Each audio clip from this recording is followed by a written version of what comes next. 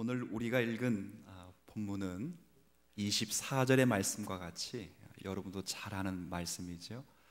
누구든지 나를 따라오려거든 자기를 부인하고 자기의 십자가를 지고 나를 따를 것이니라 입니다. 예수님을 따르는 자는 자기를 부인하고 예수님을 따라야 합니다. 그렇죠? 오늘 이 본문을 살필 것입니다. 하지만 이 본문의 말씀은 단순히 신자들의 신앙적인 태도를 가리키는 표현은 아닙니다. 그러니까 성도들이 자기 희생을 해야지, 겸손해야지, 겸양해야지, 이런 신앙적인 태도를 가리켜 자기를 부인하고 자기 십자가를 지라는 말로 하신 말씀이 아닙니다. 오히려 이 말씀은 예수님을 따르는 자들의 신앙적이고 믿음의 본질이 무엇인지를 가르치시는 말씀입니다. 왜냐하면 자기를 부인하고 자기 십자가를 진다는 말씀이 27절의 말씀과 연결되어 있기 때문에 그렇습니다. 27절 같이 한번 다시 읽겠습니다. 인자가 아버지의 영광으로 그 천사들과 함께 오리니 그때에 각 사람이 예수님이 오실 때 각 사람이 무엇한 대로 갚으시겠다고요? 여기서 행한 대로가 뭐지요? 바로 여러분이 제가 여러분께 읽어드렸던 24절의 말씀처럼 자기를 부인하고 자기 십자가를 지는 것입니다.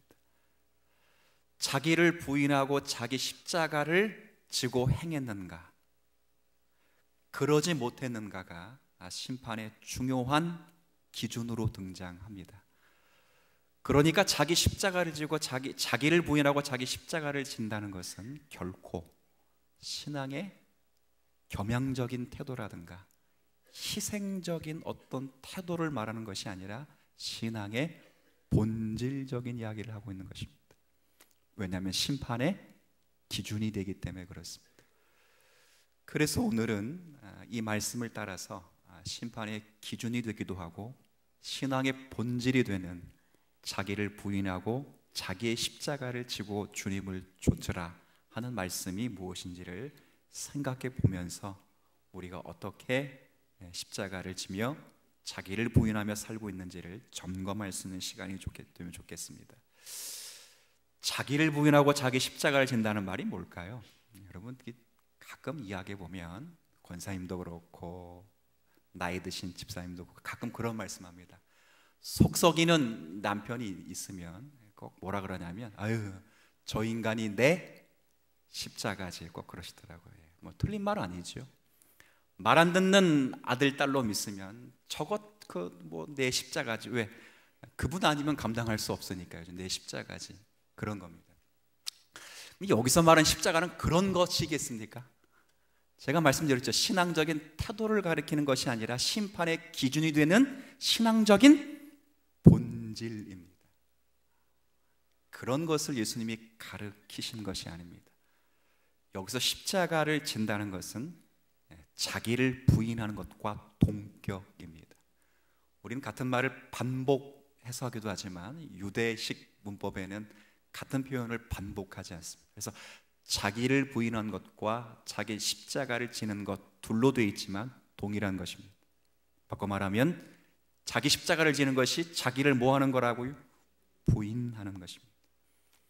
자기를 부인하는 것이 뭘까? 오늘 이 본문을 생각하게 될 때 이 본문을 이해하게끔 하기 위해서 성경은 우리에게 단서를 제공해 주고 있습니다. 오늘 본문의 시작을 이렇게 시작합니다. 24절 가장 앞부분에 어떤 부사, 접속사가 쓰였냐면 이해라는, 이해, 그렇죠? 이해라는 단어가 있습니다. 이해라는 것은 이와 같은 까닭의 그런 뜻입니다. 무슨 말입니까?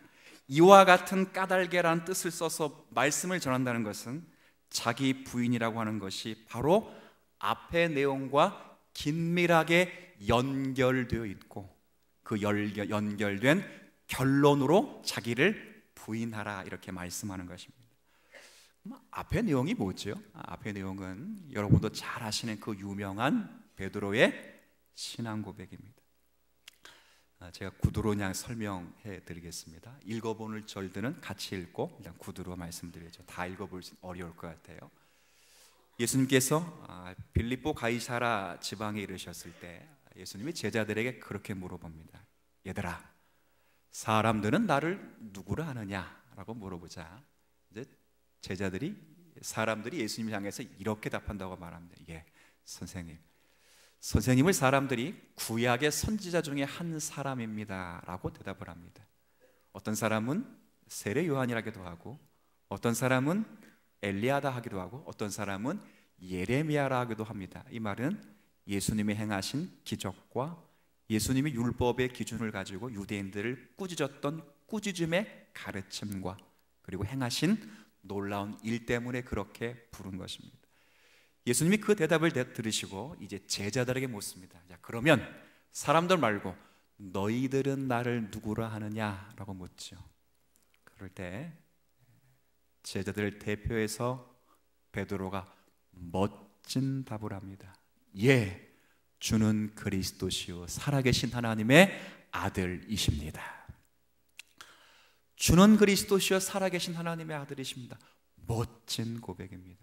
주님은 메시아십니다. 메시아는 구약으로부터 오신 약속된 메시아, 그리스도 즉 메시아이시며 하나님의 아들이십니다. 당신이 가진 신성은 곧 하나님이십니다. 이 말은 당신은 메시아시며 당신은 하나님이십니다. 그런 고백을 한 것입니다. 주님은 아주 만족해 하셨습니다. 바요나 시모나 네가 참 복이 있도다 그러시면서 이 신앙 고백 위에 나의 교회를 세울 것과 그리고 그 교회 위에 놀라운 권세를 주실 것을 약속하셨습니다. 음부의 권세가 교회를 이기지 못할 것입니다. 사탄의 나라가 아무리 강하고 아무리 힘이 세고 방어를 할지라도 교회의 진리의 공격을 막아내지는 못할 것입니다. 사탄의 나라가 교회의 세력 앞에 방어할 힘이 없습니다. 또 교회는 천국 열쇠를 가지고 있어서 하늘을 열기도 하고 하늘을 닫기도 합니다. 복음을 선포함으로 하늘의 문을 열기도 하고 복음을 선포를 닫음으로 하늘의 문을 닫기도 합니다. 또 더불어 교회 주신 영적 치리권이 권징을 실행함으로 하늘의 문이 열리기도 하고 하늘의 문이 닫히기도 합니다. 교회 주신 최고의 권세지요. 한편으로는 두렵기도 하지만 얼마나 큰 영광인 줄 모릅니다. 여기까지 읽으면 사실 문제가 없어 보입니다. 그리고 기분 좋게 끝날 수도 있습니다. 근데 문제는 그 다음의 내용입니다. 앞에 나온 승리와 영광의 고백은 전혀 다른 고백과 전혀 다른 가르침과 연결됩니다. 21절과 23절에 보면 앞의 내용인 베드로의 신앙 고백과 정확하게 대칭을 이루고 있다는 것을 발견할 수 있습니다. 21절과 23절의 말씀을 다 함께 같이 읽어보도록 하겠습니다. 이때로부터 예수 그리스도께서 자기가 예루살렘에 올라가 장로들과 대제사장들과 서기관들에게 많은 고난을 받고 죽임을 당하고 제3일에 살아나야 할 것을 제자들에게 비로소 나타내시니 베드로가 예수를 붙들고 항변하여 이르되 주여 그리 마옵소서 이 일이 결코 주께 미치지 아니하리이다. 예수께서 돌이키시고 베드로에게 이르시되 사탄아 넘어지게 하는 자로다. 내가 하나님의 일을 생각하지 아니하고 도리어 사람의 일을 생각하는도다 하시고 아멘. 자, 베드로는 예수를 주는 그리스도 살아계신 하나님의 아들이라고 고백했습니다. 죽은 자를 살리시고 병든 자를 고치시며 보리떡 5개와 물고기 2마리로 수천 수만 명의 목숨과 생명을 살리시며 바람과 바다를 꾸짖으셔 잠잠케 하시며 오늘 여기에 기록된 대로 교회에 천국 열쇠를 주신 놀라우신 하나님이십니다. 그런데 정작 그 주님은 난 세상에 죽고 고난을 받게 될 것이다 그렇게 말씀을 하십니다. 그 앞에 영광스러웠던 신앙 고백은 전부 다 여러분 읽어봤던 21절과 23절의 말씀처럼 고난과 연결되어 있습니다. 그 멋진 그리스도, 주는 메시아이시며 하나님이신 그 그리스도가 고난과 연결되어 있습니다. 그 전능하신 하나님이 고난을 받아 죽게 될 것입니다. 여러분들 이해가 되시겠습니까? 베드로는 이것이 이해가 되지 않았습니다. 그래서 예수님 앞에 나아가 담대히 이렇게 말했습니다. 잠깐만요. 결코 그런 일이 주님께 있어서는 안 될 것입니다. 예수님, 그러시면 안 됩니다. 단호히 반대하고 나섰습니다. 그러나 돌아온 것은 혹독한 꾸짖음이었습니다. 23절의 졸지에 베드로는 사탄이 되어버렸습니다. 제가 읽어드리죠. 예수께서 돌이키시며 베드로에게 이르시되 사탄아 내 뒤로 물러가라. 너는 나를 넘어지게 하는 자로다. 함께 했습니다. 네가 하나님의 일을 생각하지 아니하고 도리어 사람의 일을 생각하는도다 하시고. 자, 베드로가 놓친 것이 무엇입니까? 하나님의 일을 생각하지 않고 사람의 일을 생각했습니다. 그래서 이해입니다. 이와 같은 까닭에 자기를 부인합니다. 자기를 부인하는 것이 무엇입니까? 23절의 말씀처럼 하나님의 일을 생각하고 자기의 생각을 하지 않는 것입니다. 하나님의 뜻을 생각하고 자신의 뜻을 그리스도의 신앙 앞에 생각하지 않는 것, 그것이 자기를 부인하는 것입니다.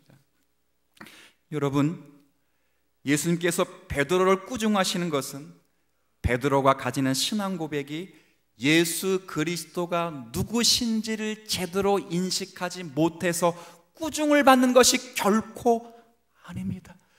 그 고백은 정확했습니다. 예수님은 누구시라고요? 메시아이시며 예수님은 누구시라고요? 하나님이십니다. 정확했습니다. 지금 예수님이 베드로를 사탄아 말하는 것은 그가 갖는 믿음의 주체에 관한 고백이 부족해서가 아닙니다. 믿음에 관한 주체에 관한 고백이 부족해서가 아니라 그 믿음에 반드시 포함되어야 될 그 그리스도가 어떤 일을 하셔야 되는지, 그분을 보내신 하나님의 뜻을 제대로 이해하지 못한 것에 대한 하나님의 꾸짖음입니다. 자기 백성을 위하여 십자가에 죽으시고 다시 부활하심으로 자기 백성들에 대하여 죄에 대하여 죽고 의에 대하여 살게 하시려는 하나님의 뜻, 그것을 간과한 것에 대한 주님의 꾸짖음이었습니다. 이것이 참으로 무섭습니다. 우리 모두도 믿음을 가지고 있습니다.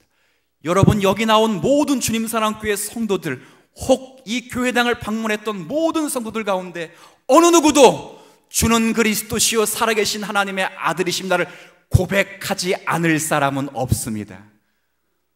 그러나 그 고백 위에 반드시 그리스도의 십자가와 부활로 만드신 믿음의 본질이 포함되지 않으면 우리의 믿음은 가짜라, 그 말입니다. 그 믿음의 본질을 포함시키기 위하여 주님이 베드로에게 말씀하십니다. 자기를 뭐하라고요? 부인하라는 것입니다. 오늘 본문의 내용이 그렇습니다. 베드로의 문제가 바로 이것입니다. 그러나 베드로의 문제만이 아닙니다. 우리 또한 그리스도를 온전하게 고백하고 있다고 해도 그리스도에 대한 기대, 그리고 우리가 그리스도를 믿는 이유는 모두가 다 다를 수 있습니다. 변질된 기독교의 가장 특성 가운데 하나는 그리스도에 대한 신앙을 인간의 사심과 욕심과 욕망과 연결시키는 것입니다. 한편으로는 하나님의 아들이신 그리스도에 대한 참된 고백을 갖고 있으면서도 다른 한편으로는 그 신앙으로 인하여 인간의 욕심에 근거한 물질적이고 요행적인 은혜들을 기대하는 것으로 우리의 신앙을 써먹고 있는 경우가 참 많습니다. 그러나 하나님을 고백하는 자들에게 있어서 믿음은 단순히 현실을 사는데 좋은 것을 얻는 성격으로 주어진 것이 결코 아닙니다. 오히려 믿음은 삶의 현실 속에서 하나님의 백성으로 살아가야 되는 우리 자신이 누구이며 하나님의 뜻이 우리 속에서 어떻게 실현되어야 되며 우리의 구원이 우리의 삶 속에서 어떻게 빚어져가며 우리가 어떻게 하나님의 가치로 살아내는가에 대해 필요한 것이 믿음이라고 하는 것입니다. 일전에 제가 전에 있던 교회 한 집사님이 제게 이런 고백을 할 때 제가 큰 은혜를 누린 적이 있습니다. 그 그 집사님이 좀 친해서 제가 이제 이런 이야기를 해요. 목사님, 제가 교회를 처음 나온 것은 돈을 좀 벌기 위해서 나왔습니다. 이게 어떤 얘기냐면 이분이 사업을 하셨어요. 사업을 하는데 뭐 어디 가면 사업 잘 된다고 보통 그럽니까? 교회들이. 그죠? 교회 가면 사업, 교회 가면 왜 사업이 잘 되는가? 일단 교회 가면 일단 성도들이 오니까. 그렇죠? 예전에요, 부끄러운 것도 아니죠. 제 고백이 아니니까 얼토당토하는 일이 있었으면 한번 소개했던 것 같은데, 여기 속편한 병원 맞습니까? 그 밑에 옛날에 식당이 하나 있었어요. 지금 식당 말고 옛날에 식당에서는 사장님이 우리 교회를 나왔습니다. 야, 그래서 얼마나 좋았는지 몇 번 이게 가기도 했는데, 근데 사장님이 우리 교회만 나오는 게 아니었습니다. 정확히 3주에 한 번씩 나와가지고, 왜 이 양반이 3주에 한 번씩 나오는가? 아, 3주에 한 번씩 쉬는구나 그랬더니, 첫 번째는 우리 교회, 두 번째는 평안교회, 세 번째는 이렇게. 그래서 제가 한 교회만 다니십시오 하고 한 교회만 다녔는 건지 아니면 쫄딱 망해서 사업을 그만둔지 모르겠습니다. 그렇게, 그 집사님도 그렇게 교회를 다녔습니다. 그래서 돈을 좀 벌기 위해서 본인이 성경을 몇 번 봤답니다. 2년 사이에 몇 번. 그가 깨달았습니다. 목사님, 제가 돈을 벌기 위해서 성경을 몇 번 봤는데 성경을 아무리 읽어봐도 어떻게 돈을 벌어라 라는 것들은 나와 있지 않더랍니다. 참 놀라운 걸 발견했어요. 일단 그것 발견해도 은혜가 아니에요. 은혜죠, 은혜. 근데 그것만 발견한 것이 아니라, 목사님, 돈을 얼마나 많이 어떻게 버냐 이런 건 안 나왔고 전부 돈을 어떻게 쓰냐만 나와 있답니다. 돈을 어떻게 써라 그것만 나와 있다는 거예요. 야, 그것도 은혜예요, 은혜. 근데 그것만 은혜를 받은 게 아니고 그분이 또 깨달은 거 있어요. 뭘 깨달았냐? 어라? 왜 돈을 벌라는 건 안 나왔고 어떻게 쓰라는 것만 나왔을까? 고민했답니다. 고민하다가 깨달은 바가 있답니다. 아, 왜 그런 말씀하시는가? 내가 모든 것을 받은 사람이기 때문에 그렇구나 깨달았다는 거예요. 하나님을 가졌고 예수 그리스도를 가졌기 때문에 나는 가난한 자 같으나 모든 사람을 부유하게 하고 없는 자 같으나 모든 것을 가진 자라는 것을 깨닫고, 돈을 버는 것보다 더 중요한 돈을 쓰는 것에 내 믿음이 작동되며 발현되어야 된다는 것을 비로소 깨달은 것입니다. 믿음은 그런 것입니다. 여러분의 신앙적 삶이 아닌 이 땅의 현실적이고 현세적인 것을 누리고 유지하기 위하여 믿음을 써먹는 것이 아니라, 여러분이 하나님의 자녀로서 하나님의 나라의 백성된 자들로서 이 세상에서 믿음 있고 하나님의 백성다운 모습으로 살아내기 위하여 믿음이 필요하다 그 말입니다. 베드로가 놓친 것이 그것입니다. 우리도 전부 베드로 같은 신앙 고백을 합니다. 멋집니다. 주님은 그리스도시요 살아계신 하나님의 아들이십니다. 여기엔 실패가 없습니다. 누구도 실패하지 않습니다. 누구도. 그러나 그 다음에 실패합니다. 그 전능하신 하나님이 내 삶을 위하여 헌신해 주셔야 되겠습니다. 베드로가 여기서 넘어지는 것입니다. 신앙의 태도에 관한 문제가 아니라 본질에 관한 문제입니다. 오늘 본문이 이 이야기를 합니다. 그래서 오늘 본문의 시작이 어떻게 시작한다고요? 이와 같은 까닭입니다. 그래서 자기를 부인하고 자기 십자가를 지라는 것입니다. 자기를 부인하는 것입니다. 사람의 일을 생각하지 않고 하나님의 일을 생각하는 것, 사람의 뜻을 그리스도에 관한 믿음으로 관철시키는 것이 아니라 하나님의 뜻을 그리스도에 관한 믿음으로 우리의 삶에 실현시켜 내라입니다. 사람의 영광이 아닌 하나님의 영광에 위하여 믿음을 써먹어라 그 말입니다.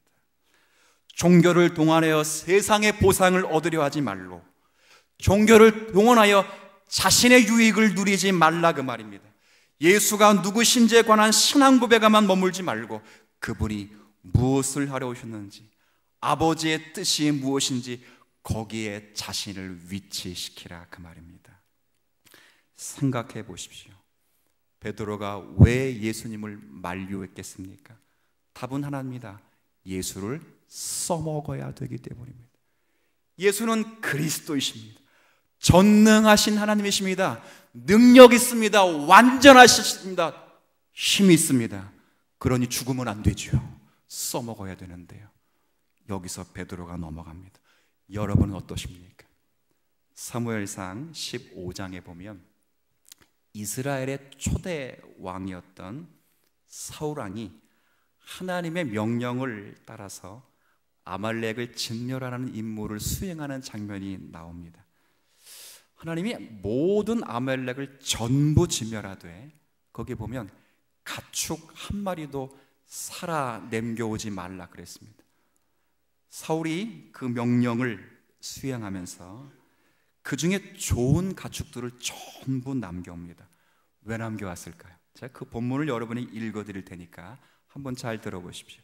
사울이 사무엘에게 이르되, 이건 사울이 사무엘에게 변명하는 것입니다. 왜 살려왔는지, 하나님이 다 죽이라고 했는데 왜 살려왔는지를 설명합니다. 제가 읽습니다. 변명이 그럴듯합니다. 나는, 사울 왕의 말입니다, 실로 여호와의 목소리를 청종하여 여호와께서 보내신 길로 가서 아말렉 왕 아각을 이끌어 왔고 아말렉 사람들을 전부 진멸하였으나 다만 백성이 그 마땅히 멸할 것 중에서 가장 좋은 것으로 길갈에서 당신의 하나님 여호와께 제사하려고 양과 소를 끌어 왔나이다 하는지라. 왜 살려왔다고요? 하나님께 드리려고 왔답니다. 하나님께 갚으려고 왔답니다. 이 일로 인해서 사울왕은 패해집니다. 패해지는 말씀까지 제가 읽지요. 사무엘이 이르되 여호와께서 번제와 다른 제사를 그의 목소리를 순종하는 것을 좋아하신 같이 좋아하시겠느냐?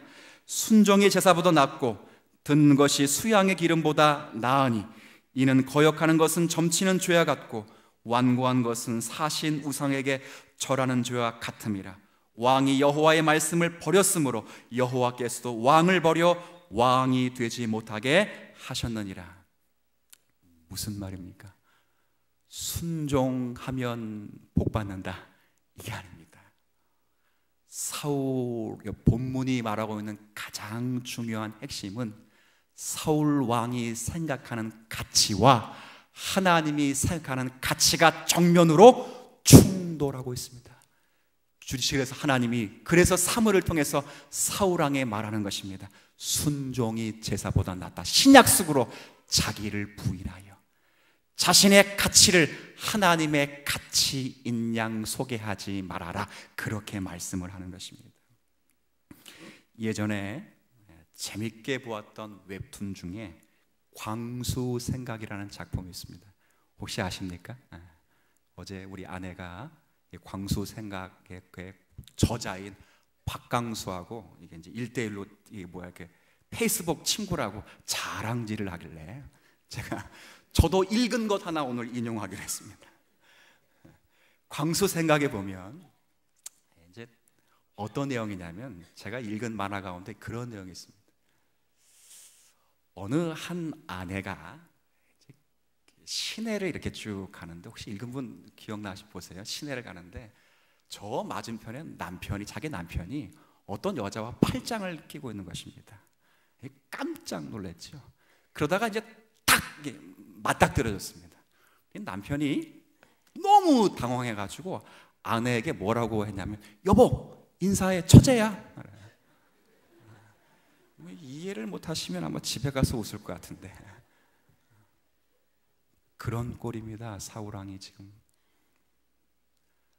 남편이 여자를 하나 데려와서 아내에게 같이 살자고 합니다. 아내가 깜짝 놀라 벌벌 뛰지요. 그랬더니 남편이 하는 말이 그럽니다. 내가 당신을 보니까 너무 집안일이 많아 힘들어. 그러니 여자를 데려왔으니 같이 살자. 그럼 여자가 아멘 감사합니다 그러겠습니까? 하나님과 사울이 그런 것입니다. 하나님이 정죄하고 가치 없게 여기는 일을 사울 왕이 가치 있고 존귀하게 여긴 것입니다. 그리고 하나님께 가져옵니다. 하나님 드시지요. 하나님 영광 받으시지요. 하나님 기뻐 받으시지요. 우리가 최선을 다했습니다. 주님이 말씀하십니다. 순종이 제사보다 낫다. 자기를 부인하라. 사람의 생각과 하나님의 생각이 충돌할 때 하나님의 생각 앞에 사람의 생각을 죽여라. 그것이 자기를 부인하는 것입니다. 여러분들은 어떻습니까? 십자가가 하는 일이 뭐지요? 우리로 하여금 죄와 사망에서 우리를 단절시키는 것입니다.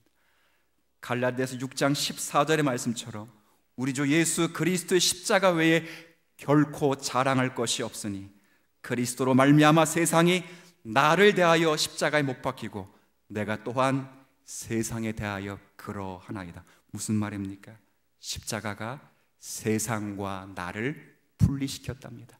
그래서 내 중심에 있는 십자가로 인해서 내가 십자가를 넘어 세상으로 갈 수 없고 세상도 그 십자가를 넘어 내게로 들어올 수 없습니다. 십자가가 그것을 정확하게 분리시키고 단절시켰다고 합니다.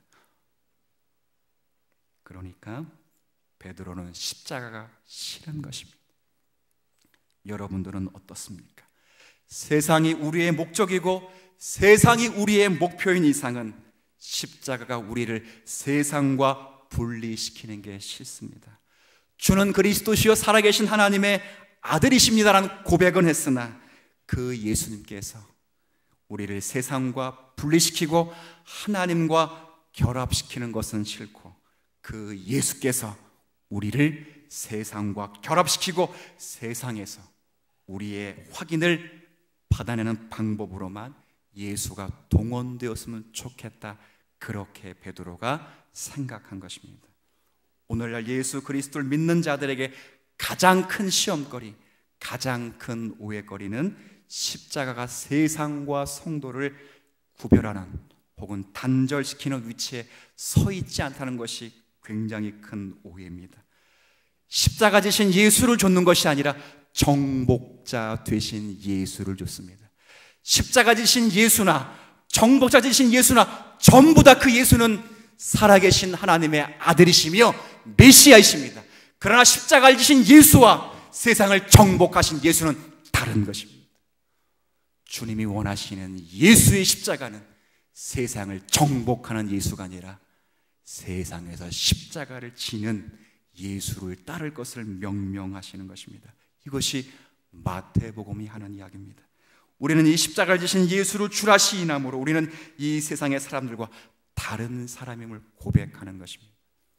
이 부분이 약화되고 오해되면 성도들은 신앙의 정체성을 상실합니다. 제가 도움을 좀 드리기 위해서 고린도전서 1장을 한번 가볼까요? 고린도전서 1장입니다. 26절부터 29절의 말씀을 제가 읽어드리겠습니다. 신약성경 264쪽입니다.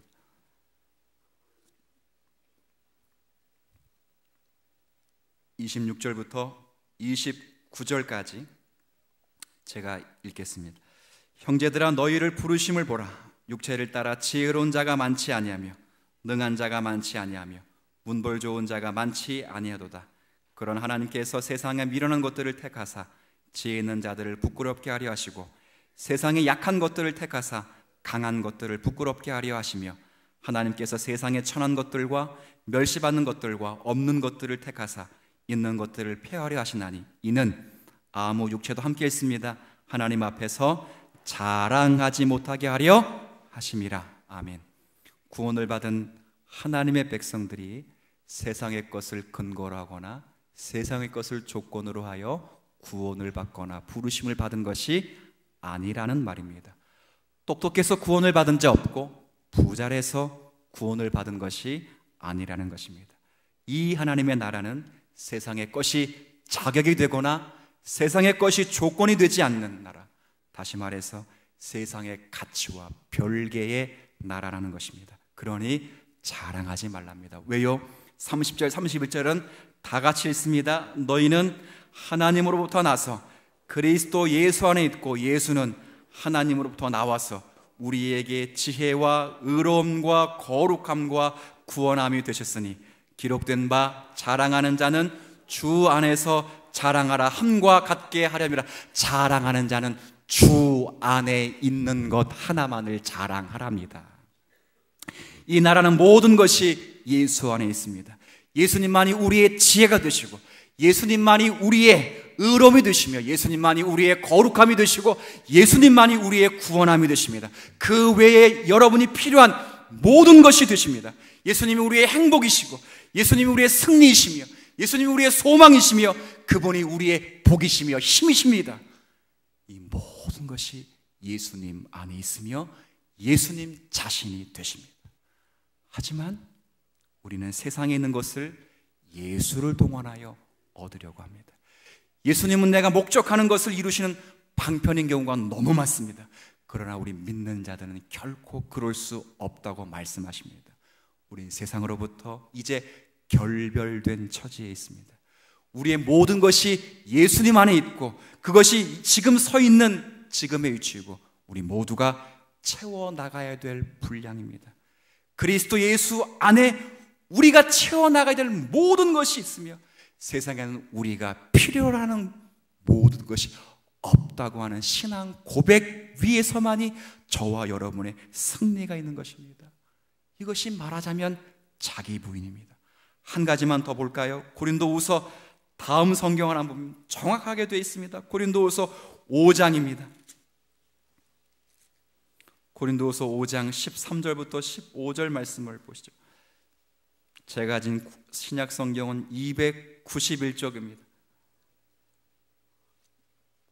고린도후서 5장 13절부터 15절까지 자, 같이 읽겠습니다. 우리가 만일 미쳤어도 하나님을 위한 것이요 정신이 온전하여도 너희를 위한 것이니 그리스도의 사랑이 우리를 강권하시는도다. 우리가 생각하건대 한 사람이 모든 사람을 대신하여 죽었은즉 모든 사람이 죽은 것이라. 그가 모든 사람을 대신하여 죽으심은 살아계신 하여금 다시는 그들 자신을 위하여 살지 않고 오직 그들을 대신하여 죽었다가 다시 살아나신 이를 위하여 살게 하려 함이라. 아멘. 이것이 십자가랍니다.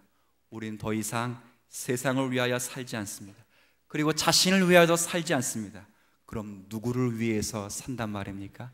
십자가를 지신 예수 그리스도를 위하여 삽니다. 거기에만 영광이 있고, 거기에만 생명이 있고, 거기에만 참된 복이 있습니다. 이렇게 살아갈 수 있도록 예수님께서 우리를 세상 가운데서 부르시고 십자가를 지심으로 모든 일을 이루셨습니다.